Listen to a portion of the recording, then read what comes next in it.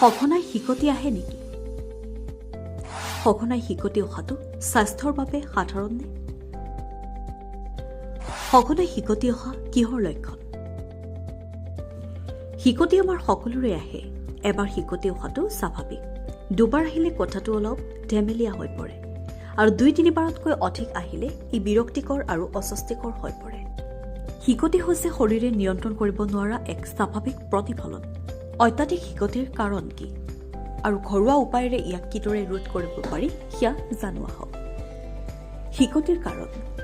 National organisation for rare ডিছঅৰ্ডাৰ্ছে হিকটিক হাওঁফাওৰ তলৰ পেশী ডায়েফ্ৰামৰ হঠাৎ অনিচ্ছাকৃতভাৱে সংকোচন আৰু তাৰ পিছত কণ্ঠতন্ত্ৰবোৰ দ্ৰুতভাৱে বন্ধ হোৱা বুলি বৰ্ণনা কৰিছে।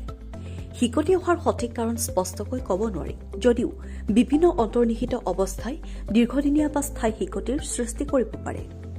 অৱশ্যে গৱেষণাই কিছুমান কাৰণ চিনাক্ত কৰিছে যিয়ে হিকটি হোৱাৰ সম্ভাৱনা বৃদ্ধি কৰে। সেইসমূহ হৈছে বেছিকৈ আৰু খৰখৰকৈ খোৱা, নাৰ্ভাছ বা উত্তেজিত অনুভৱ কৰা, কাৰ্বনেটেড পানীয় বা অত্যাধিক মদ্যপান কৰা, চাপ, হঠাতে উষ্ণতাৰ পৰিৱৰ্তন, মিঠাই বা চুইংগাম খাই থাকোঁতে বতাহ মুখৰ ভিতৰলৈ যোৱা ইত্যাদি। হিকটি প্ৰকাৰ। ক্ষণস্থায়ী হিকটি। এইবোৰ সাধাৰণতে বেছিভাগ মানুহেই অনুভৱ কৰা হিকটি, যি সাধাৰণতে মাত্ৰ কেইছেকেণ্ডমান বা মিনিটৰ বাবেহে থাকে। পুনৰাবৃত্তিমূলক হিকটি। পুনৰাবৃত্তিমূলক হিকটি হৈছে যিবোৰ বাৰে বাৰে আহি থাকে আৰু কেইমিনিটমানতকৈও অধিক সময় থাকে। নৱজাতকৰ হিকটি। নৱজাতক শিশুক খাদ্য খুৱাই দিয়াৰ পিছত প্ৰায় হিকটি আহে। বেছিকৈ বা সোনকালে খালে পেট ফুলি হিকটি আহিব পাৰে।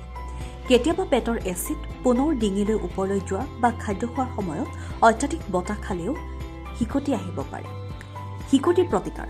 হিকটিৰ পৰা মুক্তি পাবলৈ চেষ্টা কৰিব পৰা কেতবোৰ প্ৰতিকাৰমূলক বিকল্প হৈছে: যদি আপোনাৰ হিকটি কেইমিনিটতকৈ অধিক সময় থাকে, তেন্তে একাংশ বিশেষজ্ঞই উশাহ বন্ধ কৰি ৰাখিবলৈ বা কাগজৰ বেগত উশাহ ল'বলৈ চেষ্টা কৰাৰ পৰামৰ্শ দিয়ে।